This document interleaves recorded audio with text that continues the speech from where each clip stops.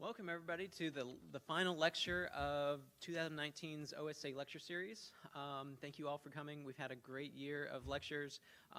If you've missed any of them, please check them out on our department's YouTube channel. We will plan on doing this again next year, so if you have any thoughts for lectures that you'd like to see, please feel free to reach out to me or anybody else in our office. We are taking suggestions. It is my pleasure to introduce our speaker for today, Nancy Strickland Fields, not yet. She is the curator and director of the Museum of the Southeast American Indian, and she is a North Carolina native and enrolled member of the Lumbee Tribe. She has a master's degree from UNC Wilmington, and she has worked at a number of American Indian museums, including the Institute of American Indian Arts in Santa Fe, the National Museum of American Indian in Washington, D.C., and the American Indian Cultural Center and Museum in Oklahoma City. Today she'll be speaking about building partnerships, trust, and authenticity in museum programs and exhibits. Please welcome Nancy Strickland Fields. Well, thank you, everyone, for having me be a part of this wonderful speaker series. I'm very honored. And thank you for that wonderful introduction as well. So most of my work at these institutions has been done really trying to be a part of work that has been established over the past formally, I would say about 30 years now, but it goes back even earlier to that at the turn of the century, and trying to follow best practices that Native peoples have put in place for museum work. So that includes working with more Western style institutions, archaeologically based institutions, natural history, those types of institutions, and really kind of helping to change the narrative and reshape the way that Native peoples are presented in museum work, but also in research as well. So I will go ahead and get started. So the best place to start is from the very beginning, and as it serves as kind of a springboard for where we are today with working with Native peoples in museums and the voice that we are asserting. So in the beginning, as many of you probably know and probably spills over into your work today, there have been challenges that stem from really the beginning of archaeology and anthropology as a science and a study. So there were folks like Franz Boas who did some probably not best practices in terms of sourcing objects. How many of you are familiar with his work? Okay. I think we all kind of do like that. And of course then with those practices and how objects and even ancestors found their way into museum collections, that oftentimes were natural history museums. So that was the next step forward, right? So Native cultural patrimony found its way into collections that then oftentimes were displayed in natural history museums that really kind of factored into the flora and fauna of the natural environment as it were displayed. So you would see wonderful, these really elaborate displays of diorama that depicted animals and nature, and then oftentimes Native peoples. And we see these still today, even at large institutions. The Natural Museum of History in New York, Washington, D.C. is improving their exhibits, but they still exist. And it's a journey to get there, but they are improving. So Native people recognized this and really wanted to have a voice in making a change. And so this has been a long journey of that process. And it was Native people really pushing forward to say this is not an accurate depiction of who we are. And there obviously was pushback from academia, right? And this fell in line with the histories that are happening throughout the 1900s as we're looking at various policies of assimilation from boarding schools to urban relocation in the 20th century and other policies, there's a pushback from this of saying this is the best way to document your existence, as it were. And depending on what decade we're talking about, there could also be an instance of if you will even exist well into the future. So these are the challenges and that Native curators and museum folks and researchers were facing this, what became a quickly solid institutional way of talking about Native peoples. Okay, I might have to turn and look this way to see my slide. So really in the 1920s, when I was looking at this slide and I was thinking about the 80s and 90s and these really powerful shifts and pushbacks that really were an outcome of the civil rights movement of not just Native people, but minority people having a stronger voice. This was really starting to happen in the 1920s. So early on, there was a pushback of saying, this is not a proper depiction of Native peoples, how they should be researched or talked about or exhibited in museums.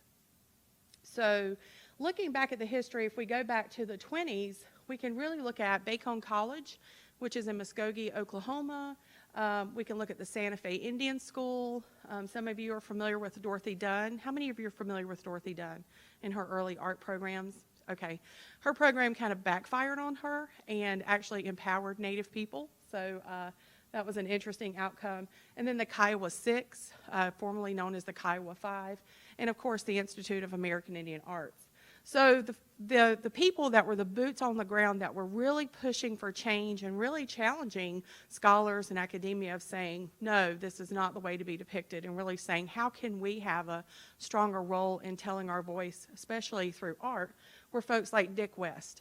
So Dick West was the art director at Bacone College. He is actually the father of Rick West, who is the inaugural director of the National Museum of the American Indian. Dick West had a lot of he was very, he had a lot of bravado, a lot of charisma, and he would really push back. And so Bacone was a unique school that it wasn't a traditional boarding school. It wasn't a federal boarding school. You actually had to pay tuition to go there, but they were still pushing assimilation policies to students. And Dick West was just kind of like, to hell with that. You guys, this is what you need to focus on, is your authentic culture and art and identity as it's expressed through art, and let me create opportunities for you to do that, which was a really unique voice that students were hearing, especially as their parents were coming out of assimilation policies, probably with boarding schools, and maybe even grandparents or great-grandparents that were part of Indian removal during this time of 30s, 40s, and 50s. Another person who had a really unique role in a shift in this work was Allen Hauser. Allen Hauser was an artist. He went to boarding school growing up. He is the son, and forgive me, I cannot think of his parents' names right now, shame on me, but they were part of Geronimo's band. So when Allen Hauser was born, he was seen as a triumph of policy that was designed to extinguish specifically the Chiricahua Apache, and he was the first child to be born out of captivity once they got to Oklahoma after leaving Alabama. And so this not only was his people saw him in regard as a step forward in the future of existence and beating these assimilation policies and these initiatives, but he was also a symbol for Native people as a whole, and that was not lost on him. And so as an instructor at the Institute of American Indian Arts, he really empowered Native students to express their identity and their culture through art as well. Lloyd Kivanu is actually the founder of the Institute of American Indian Arts, and he was extremely forward-thinking. And so this model of a school that he developed in the 1950s was completely counterintuitive to every other education policy that was taking place with American Indian students across the country. And again, using the unique opportunity of art to to push best practices and proper depictions and authentic and accurate depictions of who Native people are. Moving forward, of course, we have Rick West, who is the inaugural director of the National Museum of the American Indian, and all of the incredible work that he was able to accomplish in partnership with Senator Inouye and Senator Ben Nighthorse Campbell in passing the legislation to create the National Museum of the American Indian, which, interestingly enough, the collection was built on from a collector, George Gustav High, who did all of these sort of unscrupulous activities and collecting practices throughout the country. So it was a little bit of serendipity or justice or fate, however you want to qualify it, that these folks are able to come together and use that collection to do a paradigm shift and actually do this museum work of authenticity. And Suzanne Shawn Harjo, who is a curator and an activist. And then Helen Maynor Sherbeck, who is Lumbee, who was the deputy director of the National Museum of the American Indian. These are just a few of the folks that really had a huge role and voice in calling attention to early practices of depicting Native peoples in museums and collecting and other sorts of displays and representations of Native peoples. So the National Museum of the American Indian, as these folks had done this work during the early part of the 20th century, the National Museum of the American Indian set forward to really formalize what policies and best practices could be. And one of the first points that they saw as extremely important and intrinsic to the work is inclusion. Native people have to be part of the process of curation, of exhibitry, of storytelling, of the entire narrative. And so from the very beginning of even the very beginning of a creative spark of talking about exhibits, Native people have to be at the table if they're going to be interpreted within a museum. And also asserting the voice. So who's telling the story?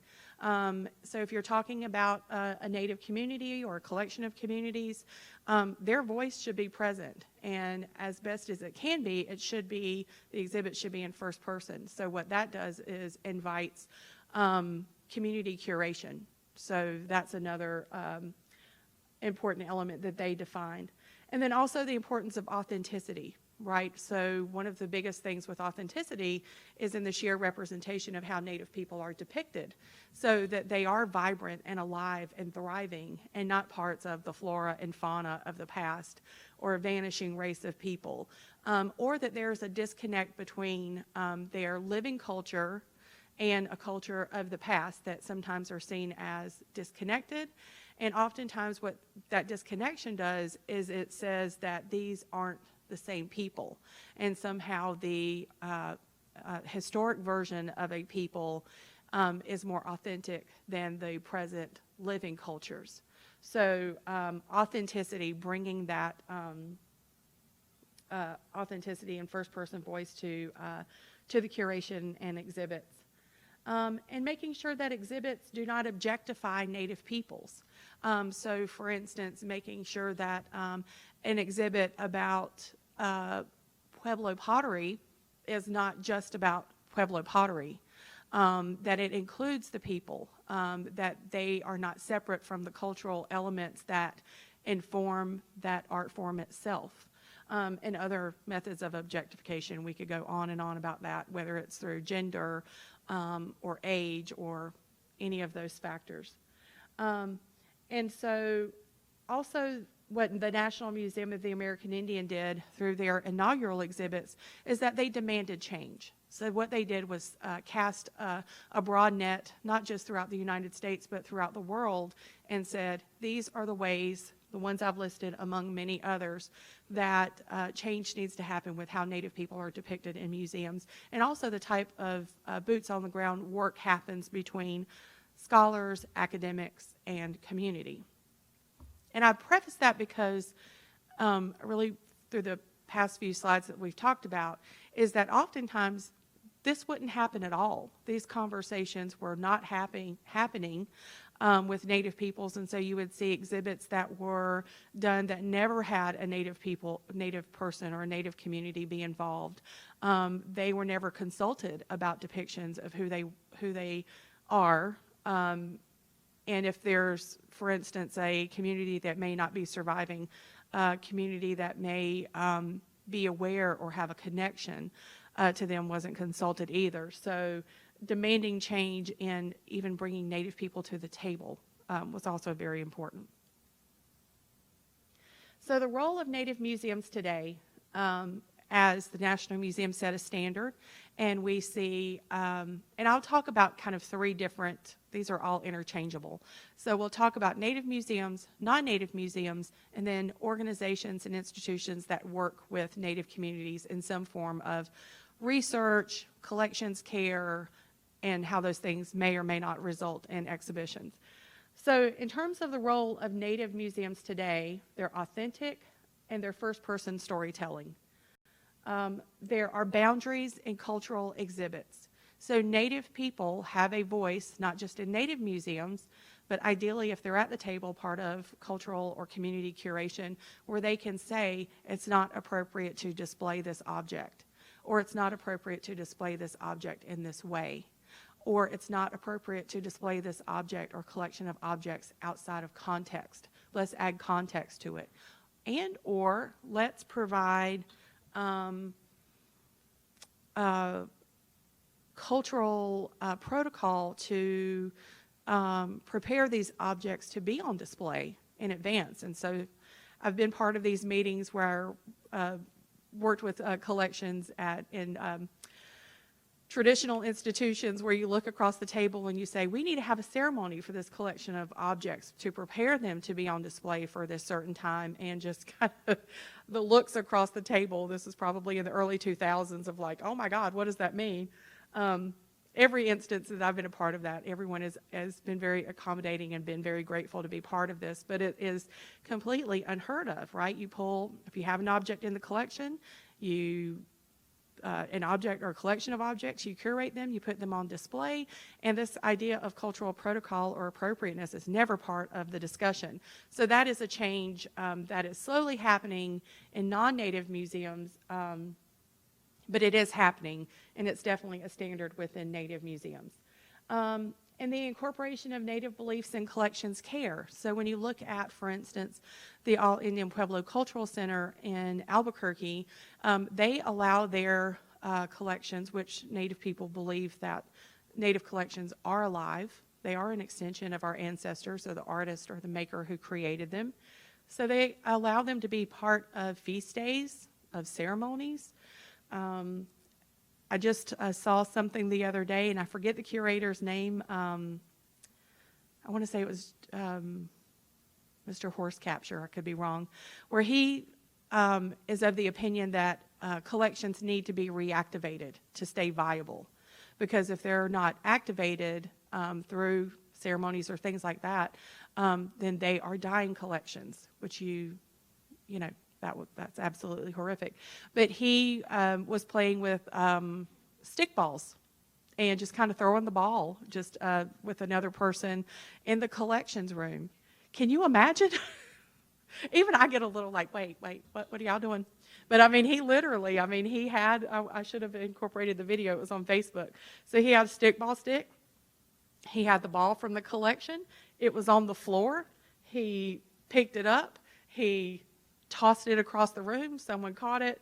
You couldn't see the other person, tossed it back and received it. And so they were going back and forth. And he was like, this is what these objects need, So yeah, even as a Native person, sometimes that's a little, thinking of collections being used in that way. You're like, oh my gosh, it's going to be broken or damaged, or what do we do, or insurance, all of the things that you think about as stewards of collections. But it's important to think about collections in a way that, as dynamic as they were, what is the longevity of them in storage for perpetuity? Like what is the preservation that we're doing here if we're not activating them in a way through ceremony, through their traditional use, through their purpose? So that is something that Native museums are pushing the boundaries on and defining best practices. And accessibility to collections, that is another thing. So allowing Native communities to have accessibility to collections, to come in, to spend time with collections, not only for ceremonies and things like that, but to study perhaps ways that traditions have been lost, or some of the nuanced methodologies or details or traditional knowledge is captured in objects that may not be understood through policies of assimilation, removal, things like that. And so to, not just for research, but just to spend time with collections. It doesn't have to be a formal research thing where there's going to be notes taken or recordings done, but allowing people space and time to spend with objects. And sometimes that means unsupervised. But that is part of what Native museums are doing. And, you know, again, Western style museums are following that as well. And then there's also, which is the catchphrase I think that we've all heard now for about the past decade or so, decolonizing museums, which all of this is within that school of thought of decolonizing museums. But there's always something new every year that adds to this list of what it means to decolonize museums through exhibits, visitor engagement, collections care, public programs, that kind of thing. And Amy Lone Tree has the actual book, Decolonizing Museums, and that's a default for looking at 3 examples of museums that really worked early on to try to achieve these things. What we have pictured here is the Chickasaw Cultural Center that's in near Ada, Oklahoma. And so they are demonstrating a stickball game where they have Native students who are out playing stickball in their kind of plaza area. So if you'll see, there is the pole that's part of the game with the fish on top. So this is part of their public programming. So they actually created a space that people could engage in cultural activities. So it's that kind of thing that Native museums are also doing to really engage folks in dynamic ways. Again, moving away from the diorama, the lifeless representation of Native peoples, right? So where does this work start? So we've talked about all of these examples of ways to work with collections, to engage with Native community, what we should be doing. And so really what it starts with for specifically tribal museums and non-tribal museums is through tribal outreach. And so that literally is boots on the ground. It's getting in the car, it's going out to Native community and visiting with folks. It's introducing yourself without any real agenda, without an exhibit in mind, without a public program in mind, without maybe, there could be some long-term goals, but just with the idea of introducing yourself and getting to know the community that you want to work with. And that's really been the core of my work as a museum educator, especially when I was with the National Museum of the American Indian and especially in Oklahoma. We realized from Oklahoma City you could get to any part of the state within 2 hours and 15 minutes. And we reached about every corner, visiting with 39 tribes over the decade that I was there. And we were conducting tribal outreach pretty much 3 or 4 times a month. And so that means befriending tribal leadership. Best practices is always to work with the tribal government first and then work your way through community. And we'll talk a little more about that here in a second. But it's just the relationship and trust building. And so, whoops. So this photograph is a kind of a fusion of tribal outreach that has come together. So we have myself, Dave Campbell, who was a board member of the museum where I worked. Miss Betty, I can't think of her last name. And then there is Mr. Thorpe and Dr. Henrietta Mann and Kelly Haney. And then there is Jim Thorpe in the back and Stacy Half Moon. And so we did a program about Jim Thorpe, who is Bill and Jack Thorpe's brother. And so that was outreach of going and visiting with the Sac and Fox tribes, working with them about the story, and of course, understanding that sometimes when you do tribal outreach and maybe you do have ideas that you want to work on together, your relationship building, please know that the tribe is probably also going to have ideas and exhibit plans and things that they want to work on as well. And so when we were working with the Thorpe family, and this was back in 2010 or 11, I believe, they were still looking at how to bring Jim Thorpe back to Oklahoma, away from Pennsylvania, which I think is still an ongoing issue. So we tried our best to kind of connect people and figure out ways that the museum could help facilitate in some kind of way with that effort. But they were wonderful, and for the day, I got to ride around with Bill Thorpe and hear him talk about his dad as a father, and that was absolutely incredible, and talk about what it was like growing up and with his father, but also what his childhood was like. So intimate stories that his dad had told him that I got his permission to make notes of, but weren't a part of the program that we added to our files. But that was absolutely incredible. Kelly Haney was on the board, and he was the first Native senator and state senator in Oklahoma. And Dr. Henrietta Mann was a tribal college president for the Cheyenne Arapaho College, and a phenomenal spiritual woman. So working with all of these folks just really enriches the work that you do, and really you feel such a great sense of purpose. So working with tribes, building the relationships, knowing that, you know, eventually you're going to get together on collections or you're going to get together on an exhibit, but you need to nurture those relationships all the time, and not just for specific work-related kinds of things. And so part of that work, again, I can't stress this enough, is centering the voice and making it first person. So how to give credit to Native communities when the sources may be heavily oral history or tradition. So some of the challenges might be when you're doing tribal outreach and you're working with community, and let's say you do have an exhibit that you would like to work on, or a specific collection that you want to curate, is everything that you might learn from community might be counter to what academia or scholarship or research says. You have to take that into account.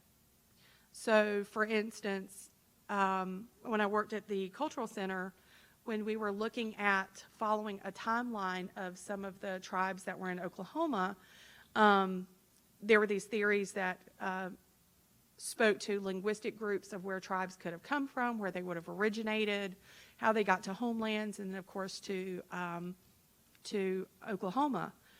Well, when your origin story says that your people emerged from a turtle, and created Turtle Island, and that's where you come from, then that's where you come from, and that is your starting point for the story, and that's how it should be represented. The Waccamaw Siouan, when they say we are people of the falling star, and they are at Lake Waccamaw, then that is the beginning of their origin story. That is where they come from. When the Caddo say we emerged from the ground, or the Choctaw say we come from a mound in Mississippi, that is where the story begins. And so you have to give credit to that story and understand that it is truth. And it is not a myth, and it is not an origin myth or just a story, but you have to treat it the same way you would hard science with archaeology. You have to put those stories in the same voice.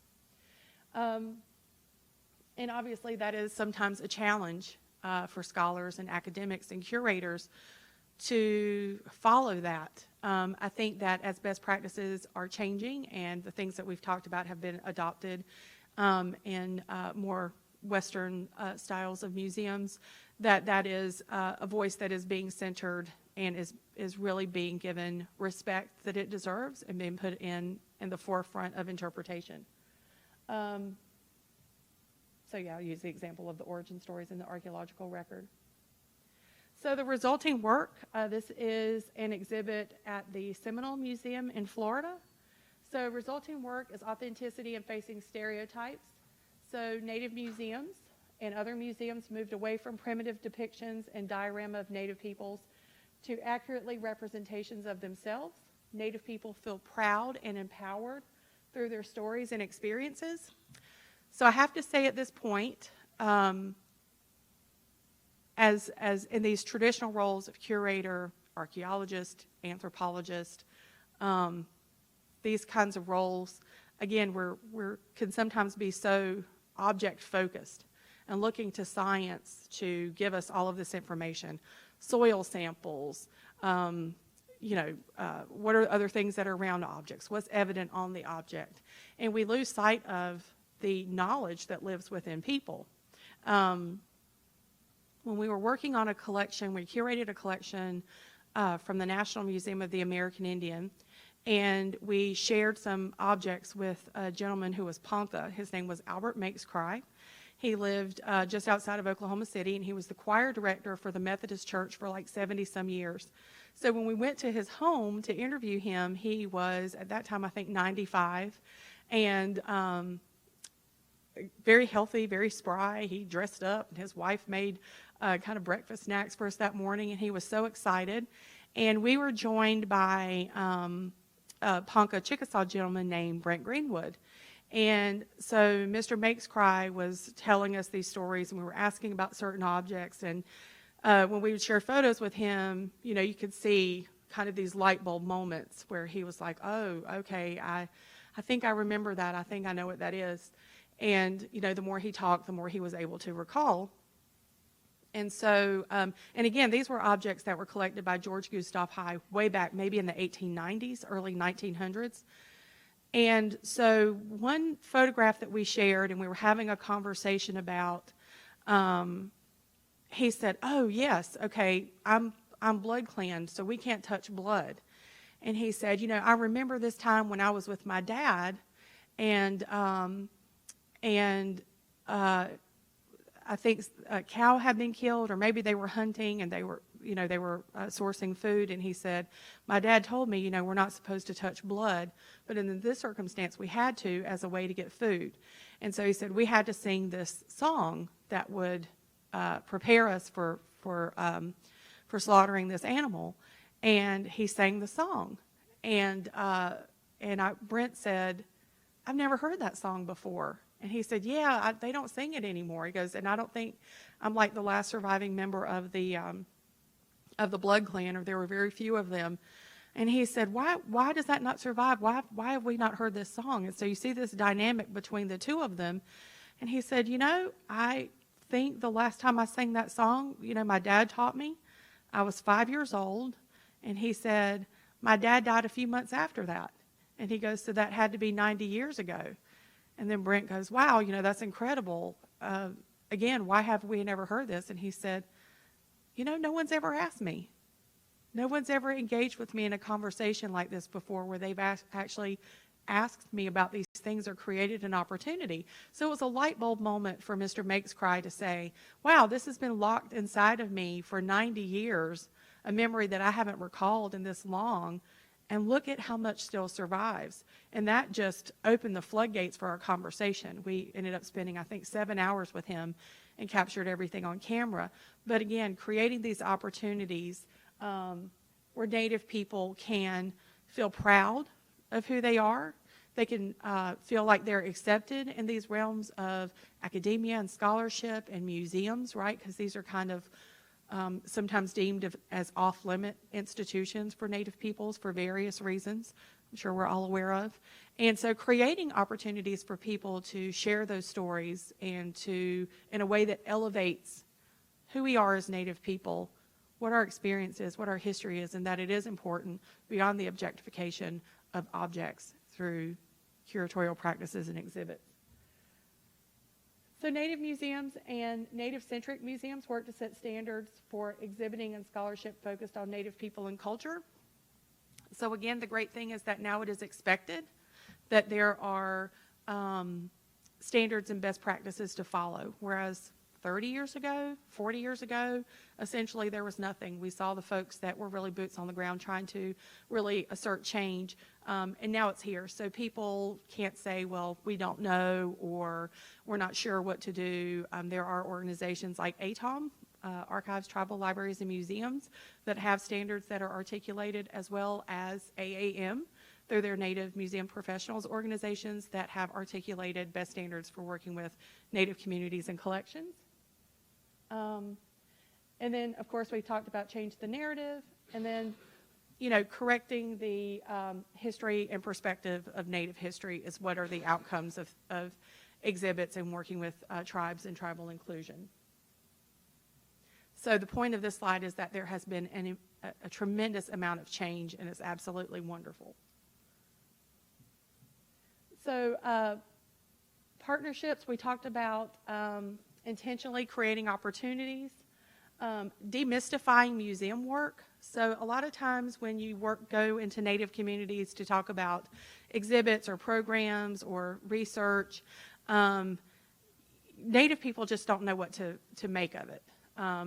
And it might, whether it's what are the intentions, or what is the equipment you have, or what are you going to do with that, or why are you taking photos? I've been challenged with those questions many, many times, and it's important to say here that just because I'm a Native person who is an educator and a curator, now an administrator of a museum, doesn't mean that there is automatic trust. It doesn't mean that people are just going to say, oh, absolutely, I'm going to hand over everything we have.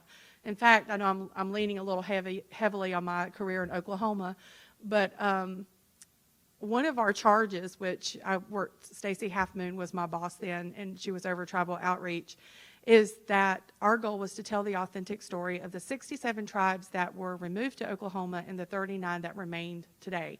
So we talked about, we want authenticity, first person, tell us your story. What are the things that have never been told? How can we do this in a respectful way? So we worked with Ralph Applebaum and Associates, which is a design firm based out of New York City. And so, we're doing very technical things, right? What is the distribution of assets that we have? How are things going to be displayed? How do we get those 20 words on that one caption of that image? That was the biggest fight. So we would kind of go into these. We had our initial meetings, we did programs, and had some gatherings at the museum to host different tribes and to build trust. But still, when we laid out that spreadsheet and said, can we have your origin stories, any significant parts of your cultural history that you want to share with us? Can we have who are your cultural keepers? When are your ceremonies? What do they involve? What objects would you like for us to share? What do they mean? And all of this is gridded out on a spreadsheet. The pushback and the complete shutdown was a major thing, as my daughter would say. And so those are sometimes challenges of where you might get there and you might not. But the big thing is offering explanation and describing, this is why, this is what we're doing, this is what the outcome is. Always coming forward and saying, these are the goals, these are the outcomes. Does this align with what you all think would be a best representation of your people, of your culture, of this exhibit? And not making it seem such a kind of a Western world way of exhibiting, and also something that doesn't harken back to the Franz Boas exhibits or those types of early concepts of what it means to exhibit in a museum. So sometimes we're saying, we're just taking pictures. First of all, can we take photographs, and of what? Is it okay? And this is why we're going to use them, that kind of thing. Just really just being genuine and forthcoming with information. And respectful. That's the big part of it. Staying consistent with best practices. So don't come in and say, hey, we're going to do this, and we're trying to do this, and then you turn around and there's something completely different. There's nothing worse, even as you try to do your best to create an exhibit and you invite community to come to an opening night and it's completely, or a preview, and it's completely different than what they expected. So staying true to what you say you're going to do. Staying connected with community. So let's say the project is over, or the exhibit is opened or getting ready to come down.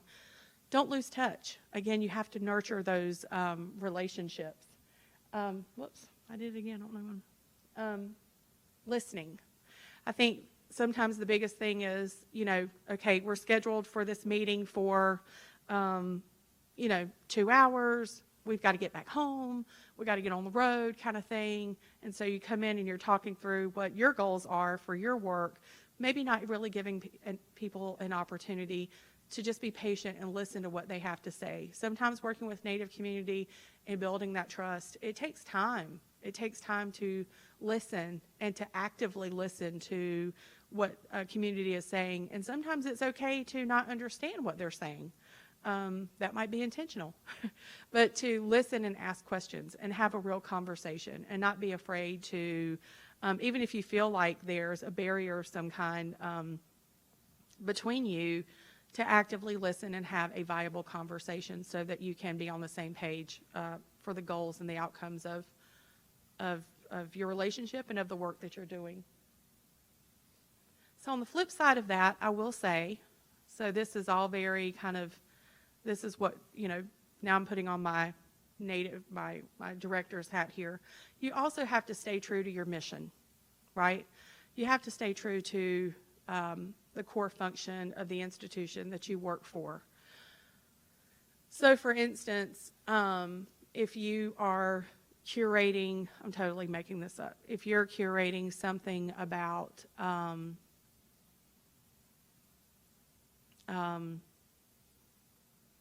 a history of some kind, and they say, oh, but we really have this great butterfly garden that we want to highlight, and butterflies migrate through here, and it would be a great thing if we could use some of the funding to help fund for this, that kind of doesn't have anything to do with your work. So you have to respectfully say, this is the goal of this project or this work, and this really doesn't fall in line with the mission of our museum.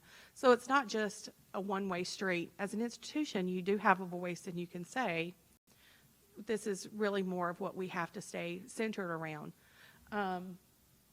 And so with that, being genuine to expectations. Sometimes it's not going to, you may not get as much information.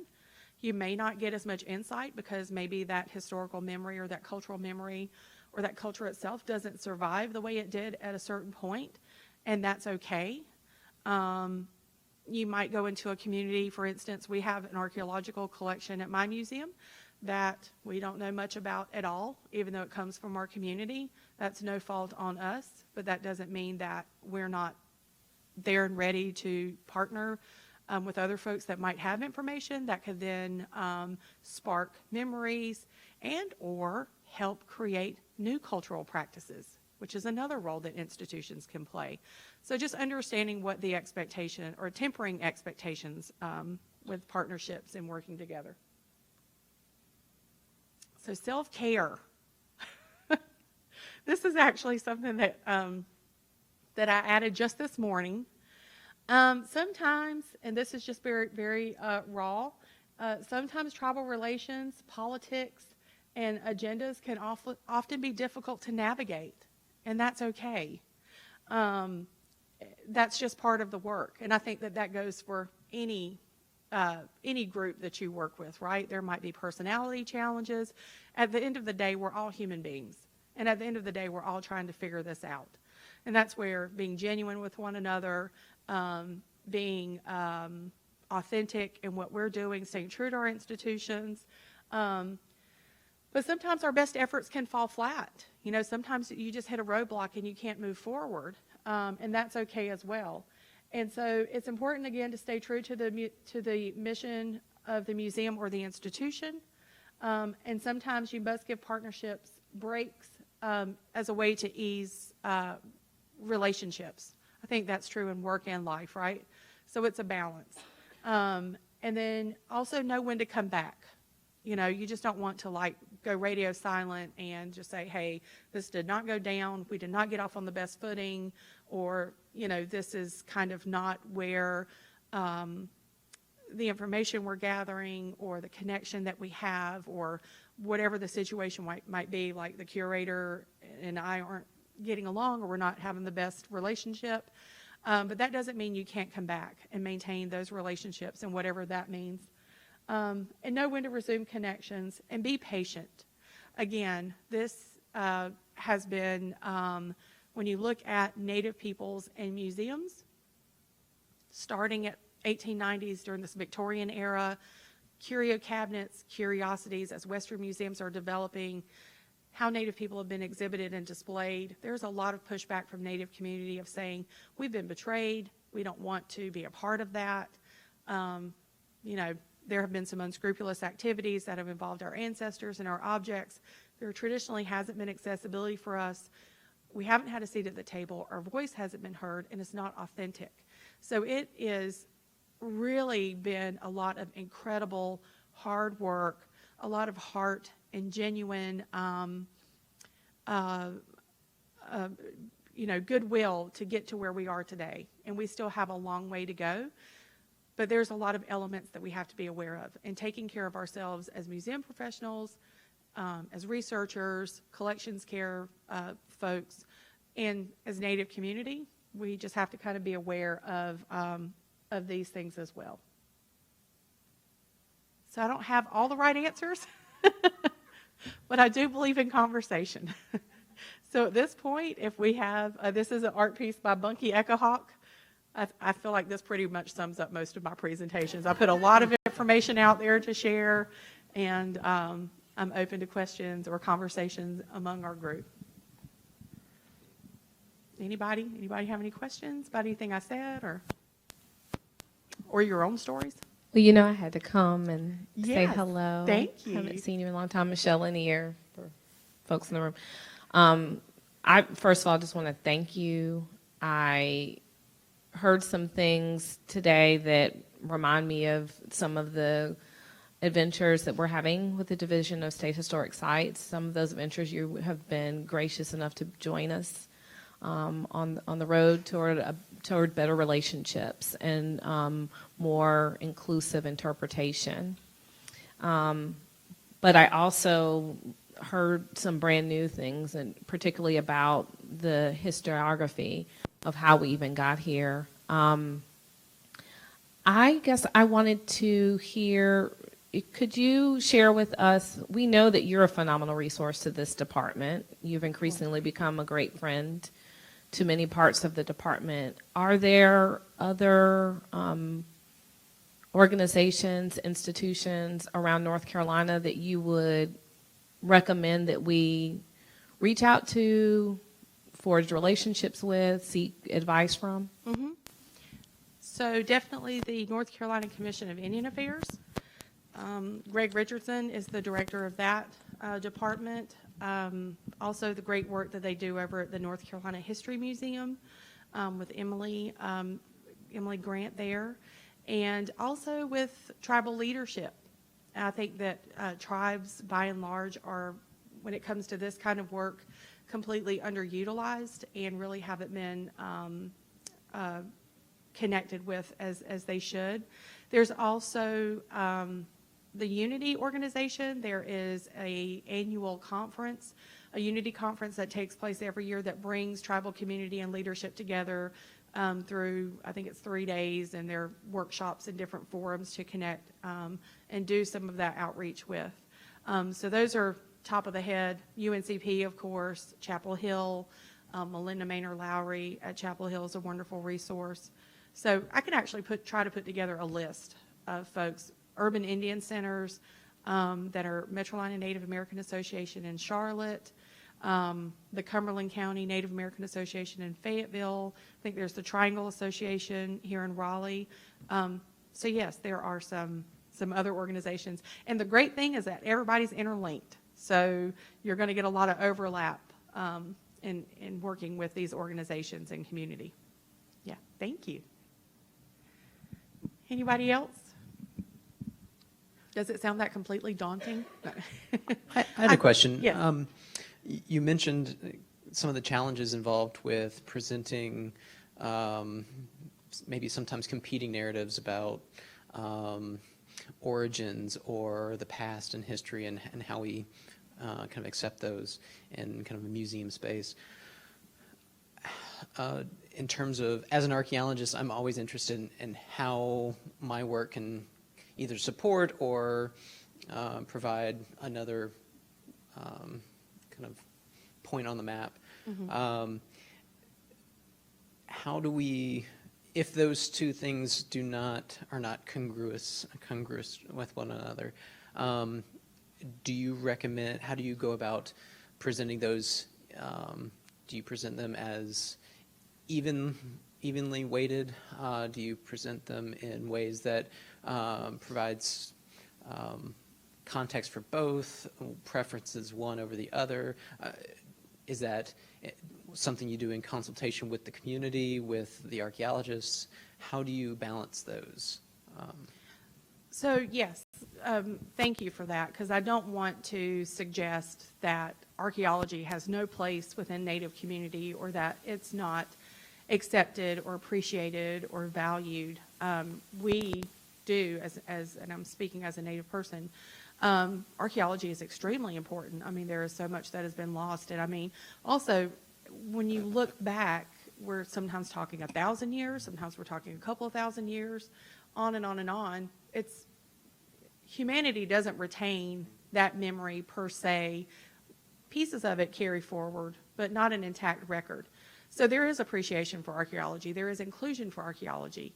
And I think that depending on the exhibit or the circumstance, there could be varying weights. When you look at the exhibit Hero Hawk and Open Hand, I think that was probably one of the best examples of an exhibit that really tapped into mound building societies and went through each era that spanned back, 10,000 years all the way up to the Mississippian period. And it was the Art Institute of Chicago curated that, and they worked with community to show this cultural continuum and what were things like green corn, scratching, black drink, where you could say, okay, we have this vessel that was found in Moundville, Alabama, that was a ceremonial object. It has remnants of the holly, or the Carolina tea, as I call it, that was used, that's still in here, and then you still see people that are using black drink in green corn ceremony today. So that's a cultural continuum. So that's where the archaeology substantiates and the research is there, but also where Native community has also shared their knowledge and their cultural and historic memory to where they're both validating one another. And I thought that was a great example. And I think at the end of the day, in terms of where archaeological collections specifically are part of exhibits and curation and collections care, that's really what you want, is for the science and the culture to stand together and support one another, and that they overlap, and that they are both appreciated. And I can think of 1,000,001 examples of where Native people have depended on archaeology to go back and say, okay, we have this piece of this memory, but what are your theories on Birdman, for instance, or this iconography that's represented in gorget necklaces, or things like that. I think the big part of it is the relationship building, or the relationships themselves of what is the trust and what are the motives, and can we come together, and both of those perspectives are going to be mutually respected, right? And so that I think is the gold standard that everyone is working to achieve, is that mutual respect for one another. And to say your origin story is as valid as the Bering Strait theory. And, you might come in a little challenge with who's right, but giving merit and authenticity to both. Does that help? Absolutely. So I don't want to paint this broad stroke, and I hope I didn't do that in my presentation, that there's not that, that coming together, or there's no place for archaeology and the science that archaeology and anthropology bring to culture and historic memory and interpretation with Native collections and exhibits. Absolutely. Or museum work. For a while, I attended most ATOM meetings Yes. as a representative of an agency, and I heard it explained this way a number of times, in that they're totally different ways of understanding. Very good. And yes. and you present both ways or multiple ways of understanding to the public without discrediting either side. And Absolutely. you point out that it's different ways of understanding. And that's the way several of the presentations I've heard along the lines of your answer sort of summarized it. Yes, absolutely. And those conferences are so important, particularly with my work. ATOM is a very important conference that we try to attend at least every 3 years or so. Also, the Southeast Archeological Conference, which I haven't attended since it was in Oklahoma. I think next year it's going to be here in Chapel Hill. Okay. Attending those and these ongoing conversations.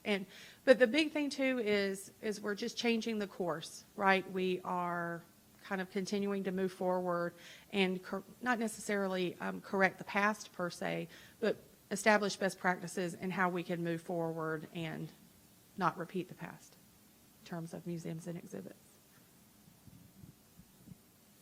Are there any other questions? Let's give Nancy Strickland Fields a warm thanks. Thank you. Thank you. Please join us next year as we start a new lecture series next year. So if you have any recommendations or suggestions for future lectures, please reach out and let us know. Have a great year. Thank you.